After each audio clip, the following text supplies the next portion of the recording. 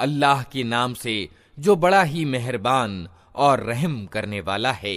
क्या इंसान पर अनंत काल का एक ऐसा समय भी बीता है जब वो कोई उल्लेखनीय वस्तु न था? हमने इंसान को एक मिश्रित वीर्य से पैदा किया ताकि उसकी परीक्षा लें, और इस उद्देश्य के लिए हमने उसे सुनने और देखने वाला बनाया।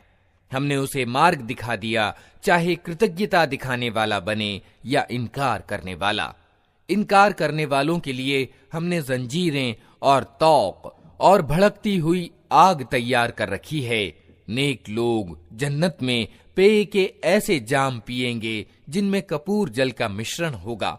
ये एक बहता हुआ स्रोत होगा जिसके पानी के साथ अल्लाह के बंदे पेय पिएंगे और जहां चाहेंगे आसानी के साथ उसकी शाखाएं निकाल लेंगे। ये वे लोग होंगे जो दुनिया में नज्र पूरी करते हैं और उस दिन से डरते हैं जिसकी आफत हर ओर फैली हुई होगी, और अल्लाह के प्रेम में मोहताज और अनाथ और कैदी को खाना खिलाते हैं और उनसे कहते हैं कि हम तुम्हें सिर्फ अल्लाह के लिए खिला रहे हैं, हम तुमसे न कोई बदला चाहते हैं न शुक्रिया। हमें तो अपने रब से उस दिन के अजाब का डर लगा हुआ है जो सख्त मुसीबत का अत्यंत लंबा दिन होगा।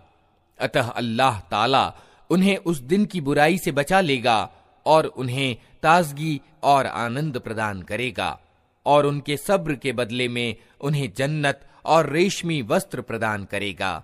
वहां वे ऊंची मसनदों पर तकिए लगाए बैठे होंगे, न उन्हें धूप की गर्मी सताएगी न जाड़े की ठंड। जन्नत की छांव उन पर झुकी हुई छाया कर रही होगी, और उसके फल हर समय उनके बस में होंगे कि जिस तरह चाहें उन्हें तोड़ लें।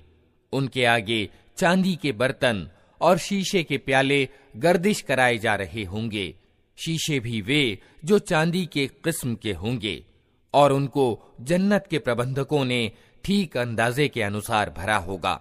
उनको वहां ऐसे पेय के प्याले पिलाए जाएंगे जिसमें सोंठ का मिश्रण होगा।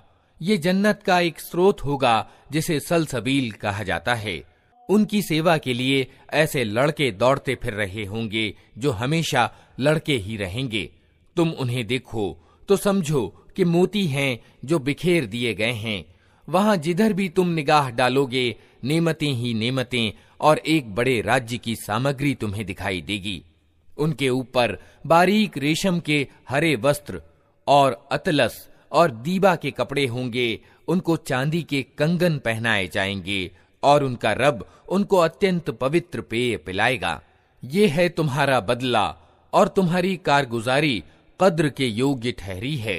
ऐ नबी, हमने ही तुम पर यह कुरान थोड़ा थोड़ा करके उतारा है, अतः तुम अपने रब के हुक्म पर सब्र करो और इनमें से किसी दुराचारी और सत्य का इनकार करने वाले की बात न मानो। अपने रब का नाम सुबह और शाम याद करो। रात को भी उसके सामने सजदा करते रहो और रात के लंबे समयों में उसकी तस्बीह यानी गुणगान करते रहो। ये लोग तो जल्दी प्राप्त होने वाली चीज यानी दुनिया से प्रेम रखते हैं और आगे जो भारी दिन आने वाला है उसकी उपेक्षा कर देते हैं। हम ही ने इनको पैदा किया है और इनके जोड़ बंद मजबूत किए हैं, और हम जब चाहें इनके रूपों को बदल कर रख दें। ये एक नसीहत है, अब जिसका जी चाहे अपने रब की ओर जाने का मार्ग अपना ले, और तुम्हारे चाहने से कुछ नहीं होता जब तक अल्लाह ना चाहे।